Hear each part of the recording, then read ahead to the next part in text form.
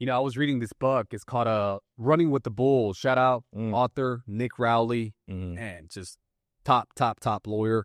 Matter of fact, this is the gentleman that I was telling you who just got a $50 million verdict from Starbucks for a gentleman that he was representing that unfortunately sustained very severe burns for getting some coffee spilled over in his groin area, had some dysfunction, and ultimately they ended up with that massive verdict. But he has this book that he highlighted this particular story about being straightforward and being upfront with the opposing side. He says there was this one particular case that he was handling where, as you understand, certain policies that cover automobile have certain limits. And in this case, they were handling this one particular case. There was a commercial vehicle, but the limits in that particular state, California, they only had this policy who had a $250,000 limit. Right. And unfortunately, this dealt with a case where it was mom who was driving and she had a passenger. It was her little girl. And who ended up severely injured was not mom, rather the little girl. Right. And medical expenses well exceeded the $250,000 policy. Correct. And so this case was referred to them because what had happened is that the lawyer who had originally been retained on the case, they made a proper demand, which, by the way, on the demand side, there's particular items that need to be within in order for you to try to open policies. And let me try to break that down here for you. So this was a situation where they demanded the entire policy limit, $250,000.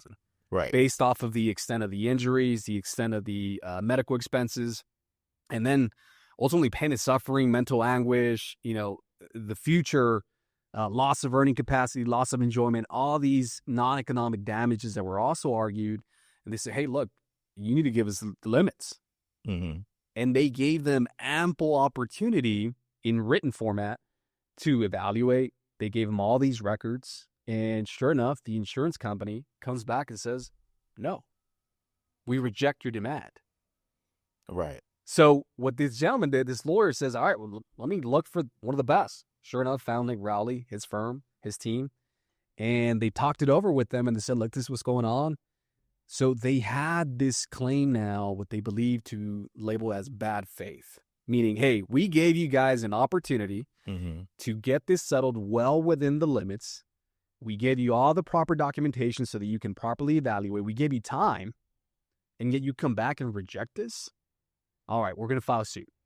They file suit. They get into the case. They immediately start working where he was, at least in the book, he wrote out, they invested over $300,000 in hiring experts, medical experts, to fully dissect the injuries, fully prepare these medical reports.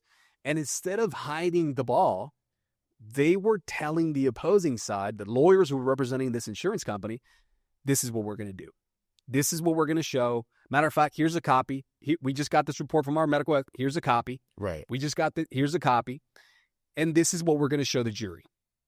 And instead of us just simply asking for this $250,000 that you guys did not want to settle for, we're now asking for the true value of the case, and we're asking for $50 million.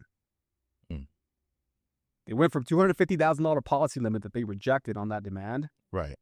They're now asking for the true value of what they believe to be the true value of that case, which is $50 million. The insurance company all along, it took them about 8 months, if I'm not mistaken, as to what the book stated, in preparing everything accordingly, but all along they were telling this opposing side, this is what we're going to do. And that way it was abundantly clear to the opposing side, if you guys don't give us this, we're going to ask for more than $50 million at the jury. Right. At the jury trial. Sure enough, the understanding is that they realize, man, these people are serious. They know what they're doing. It's a lower burden to prove. It's a lower burden to prove compared to beyond a reasonable doubt. Yes, Right. sir. But they have invested On top of that, yeah. on top of that. So they're serious about what they're arguing, guys.